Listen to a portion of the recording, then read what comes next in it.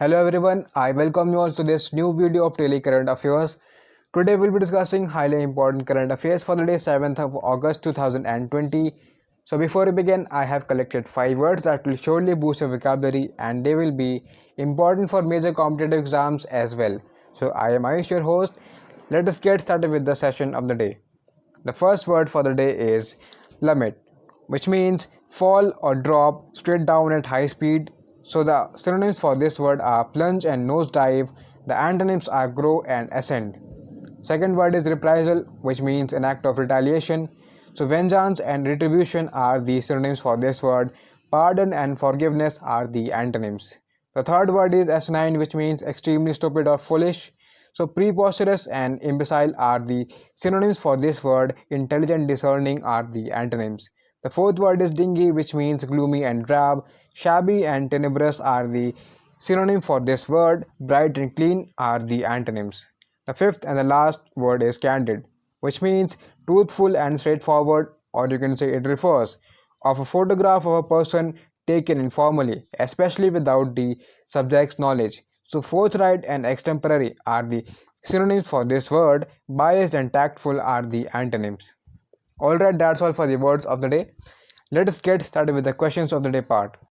The first question we have is, what is the name of the novel external shading solution for Windows developed by TERI in partnership with DST Government of India? So the answer is option B, Shading Smart.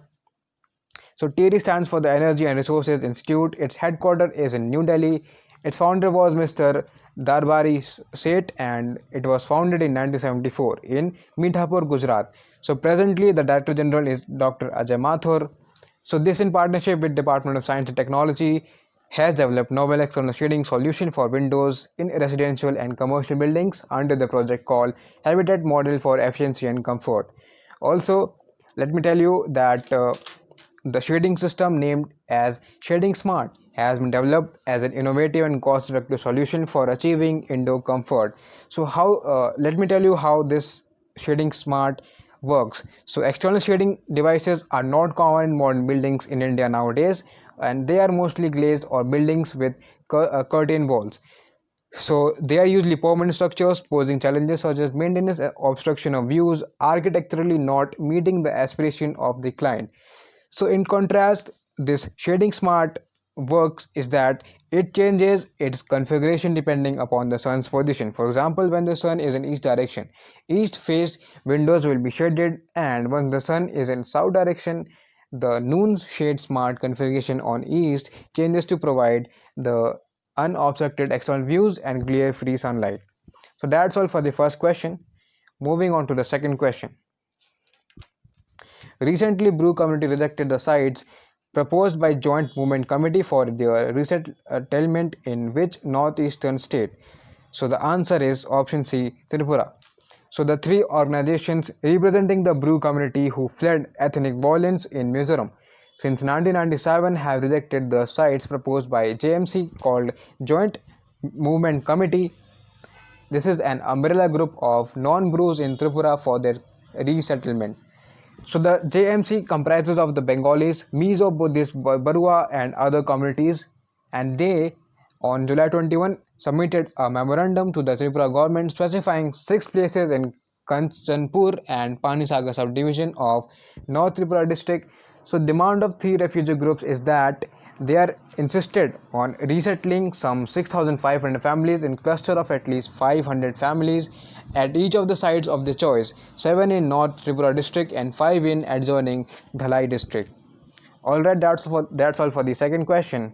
The third question is, recently scientists from which research institute of India have developed equipment free fluoride ion detection and quantification in drinking water with naked eye? So the answer is option A, INST Mohali. So INST stands for Institute of Nanoscience and Technology. It is situated in Mohali. So it can be operated by non-experts for household use to evade fluorosis-based disorders. So basically, fluorosis is a crippling disease resulting from deposition of fluorides in the hard and soft tissues of body due to excess intake of fluoride through drinking water or food products or you can say industrial pollutants over a long period. So this results in dental fluorosis and skeletal fluorosis and also non-skeletal fluorosis. That's all for this third question. Moving on to the fourth question. Now recently, which IIT signed a tripartite MOU with this Ministry of Defense Department of ARPG to conduct exploratory and predictive analysis of public grievances of Ministry of Defense? So the answer is option B, IIT Kanpur. So the tripartite MOU was signed between Ministry of Defense, Department of Administrative Reforms and Public Grievances, which is also called Department of ARPG, and IIT Kanpur in the presence of Raksha Mantri Mr. Rajnath Singh and Union Minister Jitendra Singh. So IIT Kanpur will develop artificial intelligence and machine learning techniques to conduct exploratory and predictive analysis of public grievances received on the web-based centralized public grievance redressal and monitoring system, which is also called as CPGRAMS, pertaining to Ministry of Defense. Alright, moving on to the fifth question.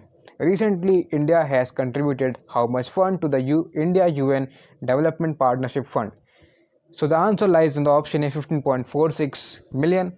So India's permanent representative to the UN, Ambassador T.S. Trimurti, handed over a check of US dollar 15.46 million to the United Nations Office for South Cooperation, which is also called as UNOSSC, Director George Chedick at a low-key ceremony held at the permanent mission of India to the UN.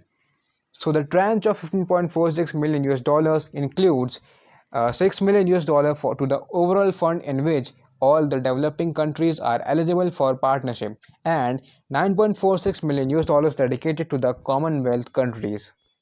Alright, moving on to the sixth question. Recently, India has extended line of credit worth how much to Maldives for expansion of fishing facilities at MIFCO? So the answer is option A, 18 million US dollars. So MIFCO stands for Maldives Industrial Fisheries Company. So the project envisages investment in fish collection and storage facilities and the setting up of a tuna cooked plant and fisheries plant. So it is a part of 800 million US dollars line of credit offered by India with repayment tenure of 20 years and a 5-year moratorium period. Alright, the seventh question is, recently Mr. Ajay Tyagi got extension as SEBI chairman up to which year? So the answer is option B, 2022. So the term of Mr. Ajay Tyagi as SEBI chairman has been extended by 18 months till February 2022. He was appointed chairman of the market regulator SEBI in 2017, and in Feb 2020 this year, Ajay Tyagi's term was extended by another 6 months, and he is a 1984 batch IAS officer of Himachal Pradesh cadre, and SEBI was founded on 12th of April 1992. Its headquarters is in Mumbai. Its full form of Securities and Exchange Board of India. Alright, the eighth question is, who has written the book Raw, a history of India's covert operations, which highlights India's shadow warriors? So he is a journalist, and the answer is option A, Yatish Yadav. Ninth question is, recently aerospace company Boeing has suspended spare parts packed with which Indian airlines? So answer is option A, Air India. So Boeing has suspended spare parts packed for Air India Dreamliners due to non-payment of dues. Under the component service program, Air India owes around 33 million US dollars to Boeing in dues, finance charges and penalties dating back to 2017. Alright, our 10th and the last question is, recently which mortgage lender launched its qualified institutional placement QIP to raise 14,000 crore Indian rupees? So the answer is option D, Housing Development Finance Corporation, which is also called as HDFC. So the floor price was set up at rupees 1,838.94 per share. The issue would comprise of an issue of shares and warrants for up to rupees 14,000 crore as mentioned in the question, and issue of non-convertible debentures up to rupees 9,000 crore. So the estimated cutoff yield of the NCDC will be notified as per the circulars issued under electronic bookbinding mechanism. Alright, that's all for the session.